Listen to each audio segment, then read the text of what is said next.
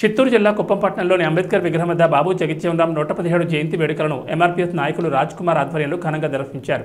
ఈ కార్యక్రమానికి ముఖ్య అతిథిగా ఎమ్మెల్సీ కంచర్ల శ్రీకాంత్, కుప్పం నియోజకవర్గ టీడీపీ ఇన్ఛార్జ్ మునిరత్నం పాల్గొన్నారు. ఈ సందర్భంగా జగజ్జీవన్ చిత్రపటాన్ని ఏర్పాటు చేశారు. అనంతరం పూలమాలలు వేసి ఘనంగా నివాళులర్పించారు. ఈ సందర్భంగా రాజకీయవేత్తగా ఎదిగి భారత ఉప ప్రధాని పదవిని అలంకరించారని ఆయన సేవలను స్మరించారు.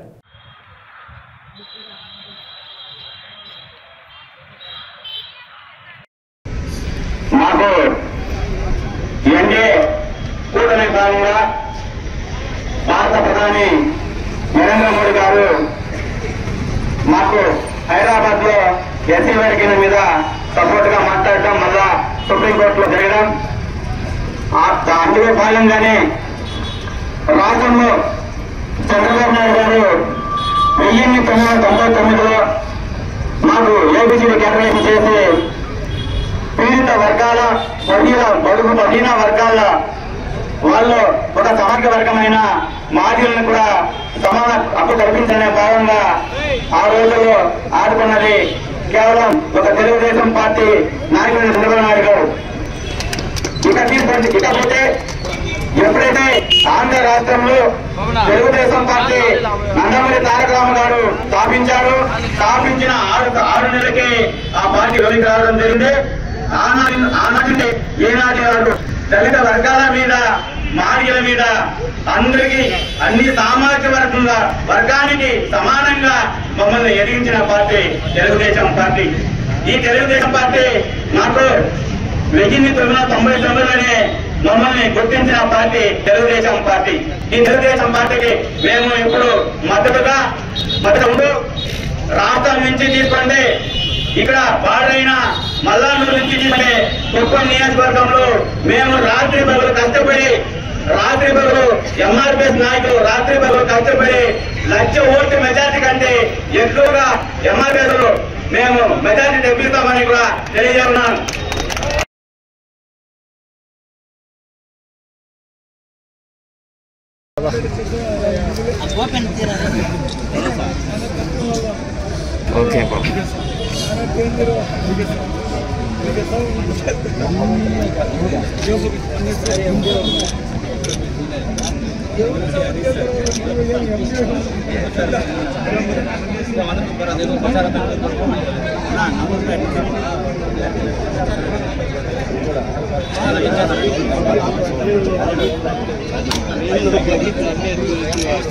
Doctor Jagjivan Ram, doctor Jagjivan Ram, doctor Jagjivan Ram, doctor Jagjivan Ram.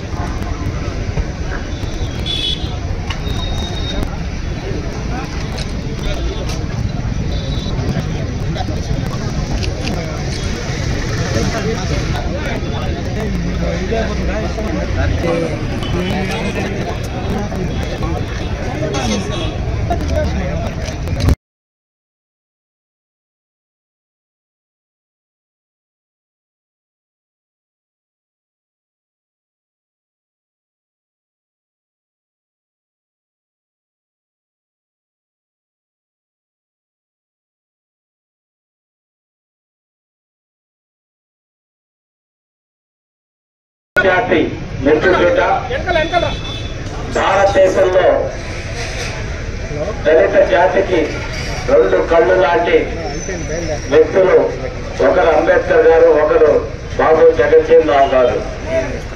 ఈరోజు జగజ్జీవన్ రామ్ గారి 117వ జయంతి.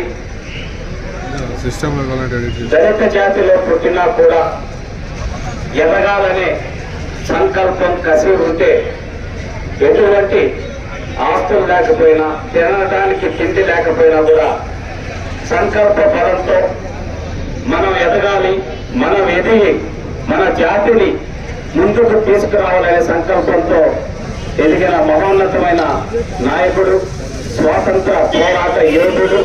స్వాతంత్రం తర్వాత కూడా భారతదేశ ఉప ప్రధానమంత్రిగా, వివిధ శాఖల కేంద్ర మంత్రిగా సుదీర్ఘకాలం పనిచేసి దళితుల అభ్యున్నతికి పాటుపడిన ఆ మహనీయుని ఈరోజు స్మరించుకోవడం మనందరికీ స్ఫూర్తిదాయకం. ఆయన స్ఫూర్తిని కొనసాగిస్తూ కూడా ఇక్కడ ఆంధ్రప్రదేశ్లో మన నందమూరి తారక రామారావు గారు తెలుగుదేశం పార్టీ ఏర్పాటు చేసిన వెంటనే బడుగు బలహీన వర్గాలకి మరీ ముఖ్యంగా మహిళలకు కూడా అవకాశాలు కల్పిస్తూ రాజకీయంగా ఆర్థికంగా అందరూ ఎదిగేలాగా దళితులకి ఉన్నత అవకాశాలు వచ్చేలాగా చేయడం జరిగింది. తర్వాత రామారావు గారి స్ఫూర్తిని కొనసాగిస్తూ నారా చంద్రబాబు నాయుడు గారు కూడా మొట్టమొదటిసారిగా లోక్సభ స్పీకర్ గా ఒక దళితుల్ని బాలయ్య గారిని చేసిన ఘనత నారా చంద్రబాబు నాయుడు గారికి దక్కుతుందని సందర్భంగా తెలియజేస్తున్నాను.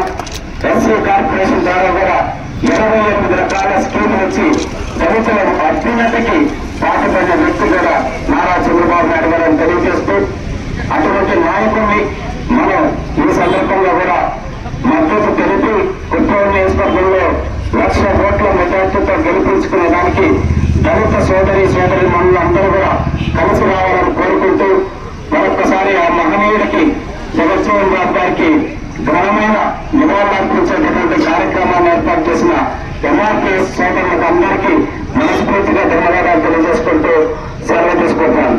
జై భీమ్, జై భీమ్.